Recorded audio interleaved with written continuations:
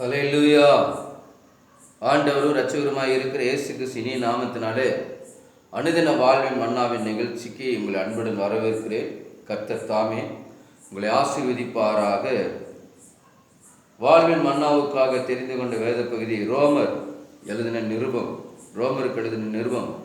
15ஆம் அதிகாரம் 7வது வசனத்துக்கு நேராக திருப்பிக் கொள்வோம். வேதம் விடியாக சொல்லுகிறது, ஆதலால் தேவனுக்கு மகிமை உண்டாக கிறிஸ்து நம்மை ஏற்றுக்கொண்டது போல நீங்களும் ஒருவரை ஒருவர் ஏற்றுக்கொள்ளுங்கள் என்று இந்த வேத பகுதி நமக்கு கற்றுக் கொடுக்கிறது. எனக்கு அருமையான தேவச்சனமே, கர்த்தருடைய பிள்ளைகளே, ஒன்றாக தேவனை மகிமைப்படுத்த வேண்டும் என்று இந்த வேத பகுதி சொல்லுகிறது. ஒன்றாக தேவனை மகிமைப்படுத்த வேண்டும் என்று சொல்லி இந்த வேத பகுதி நமக்கு கற்றுக் கொடுக்கிறது. அதாவது கிறிஸ்து நம்மை ஏற்றுக்கொண்டது போல தேவனுக்கு மகிமை உண்டாகுவதற்கு கிறிஸ்து நம்மை ஏற்றுக்கொண்டது போல நீங்களும் ஒருவரை ஒருவர் ஏற்றுக்கொள்ளுங்கள். குடும்பத்தில் இன்னைக்கு அநேகருடைய வாழ்க்கையில் பார்க்குறோம், ஒருவருக்குள்ள அன்பு இல்லாமல், பாசம் இல்லாமல், நேசம் இல்லாமல், கணவன் மேலே அன்பு இல்லாமல், மனைவின் மேலே அன்பு இல்லாமல், ஒருவரை ஒருவர் புரிந்து கொள்ளுதல் இல்லாமல், ஒருவரை ஒருவர் ஏற்றுக்கொள்ளுதல் இல்லாமல் ஏதோ ஒரு வாழ்க்கை இன்றைக்கு ஓடிக்கொண்டிருக்கிறது.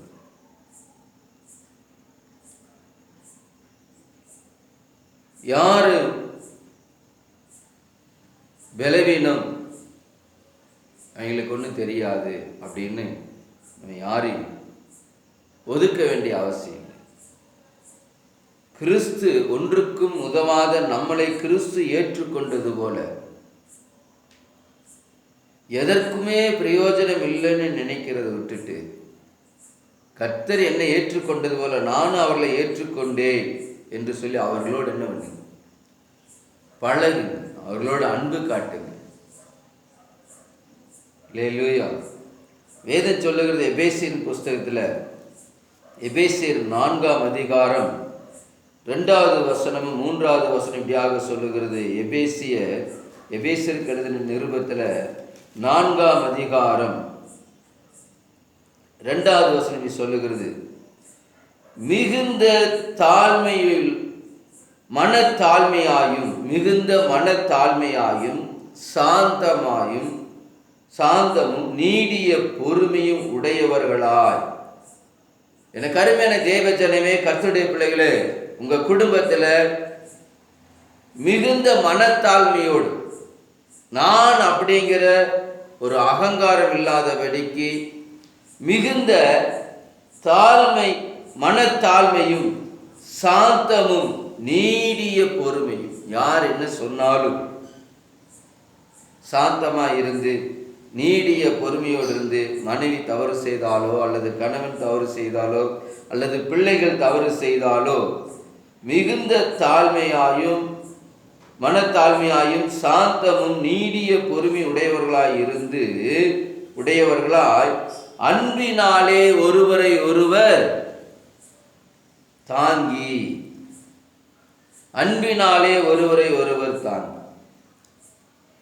கொரிந்தியர் 3 சொல்லுது 13, அன்பு சகலத்தை தாங்கும் என்று சொல்லி பார்க்கிறோம். அந்த அன்பினாலே ஒருவரை ஒருவர் தாங்குங்கள். அன்பு இருந்தா சகலத்தை சகிக்கும், அன்பு இருந்தா சகலத்தை தாங்கும்.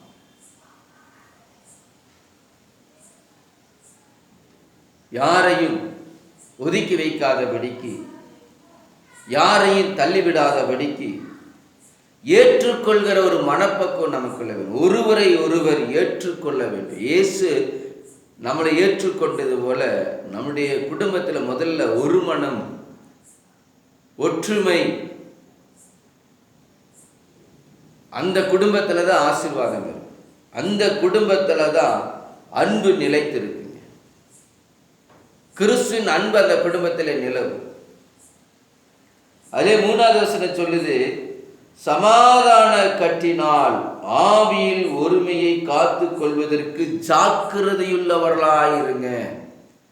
ஐயா, நீங்க நல்லா ஜெபிக்கிறீங்களா இருக்கலாம், நல்ல ஜெப வீரனா ஜெப வீராங்கனியா இருக்கலாம், உங்களுடைய கணவன் மனைவி ஜெபிக்காம இருக்கலாம், விசுவாச குறைவா இருக்கலாம், இல்ல பிள்ளைகள் ஜெபிக்காம இருக்கலாம். குடும்பத்தை கட்டுகிறவர்களாக கணவனாகட்டும் மனைவி ஆகட்டும் யார் ஆண்டவருக்குள்ள இருக்கிறீங்களோ அதிகமாக அவர்கள் தன்னுடைய குடும்பத்துக்காக பிரயாசப்படணும். அவர்களை ஒதுக்கி விடக்கூடாது, அவர்களுக்காக ஜெபிக்க வேண்டும். குடும்பத்தில் ஒரு மனிதன் ஆவியை கொடுங்க ஆண்டவரே, ஒற்றுமையின் ஆவியை கொடுங்க ஆண்டவரே, அன்பினாலே கட்டப்பட்ட பிள்ளைகளாக நிற்பதற்கு எங்க குடும்பத்தில் ஒரு மனிதன் ஆவியை கொடுங்க, ஒற்றுமையின் ஆவியை கொடுங்க, ஒருவரை ஒருவர் ஏற்றுக்கொண்டு வாழ என் தேவ ஆவியானவர் கிரியை செய்யும் ஆண்டவரே என்று சொல்லி ஜெபிக்கிற குடும்ப தலைவனாக குடும்ப தலைவியாக இருக்க வேண்டும். அல்லது பிள்ளைகள் ரட்சிக்கப்பட்டிருக்கலாம், பிள்ளைகள் தன்னுடைய பெற்றோருக்காக ஜெபி.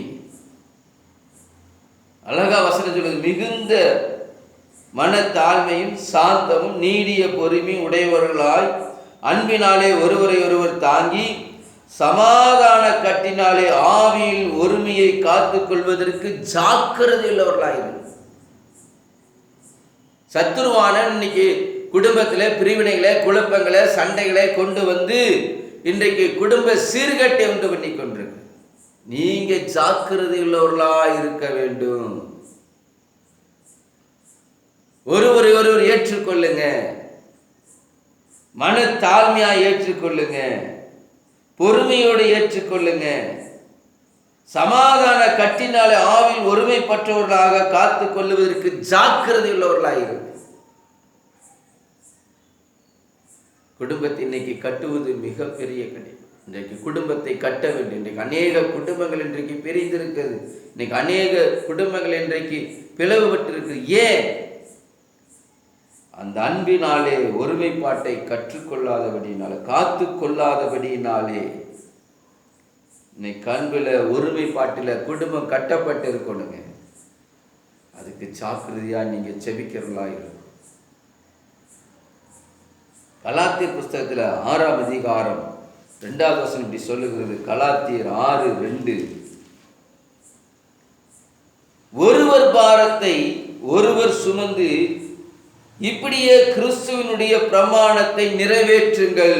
எப்படி ஆண்டவராக இயேசு கிறிஸ்து நம்முடைய பாரங்களை ஏற்றுக்கொண்டாரோ அதை போல குடும்பத்தில் இருக்கிற ஒரு கணவன் ஒரு மனைவி ஆனவர்கள் அவர்கள் ஒருவர் பாரத்தை ஒருவர் சுமக்கணும். கணவனே வீட்டு பாரத்தை பூரா சுமக்கணும் இல்லை, மனைவியே வீட்டு பாரத்தை பூரா சுமக்கணும் இல்லை. ஒரு கணவன் ஒரு வெயிட்டு தூக்க ஒரு மனைவி போயிட்டு சப்போர்ட் பண்ணி பாருங்க. இல்லை மனைவி தனியாக வேலை செய்கிற போது கணவன் போயிட்டு அவங்களுக்கு சப்போர்ட் பண்ணி பாருங்க.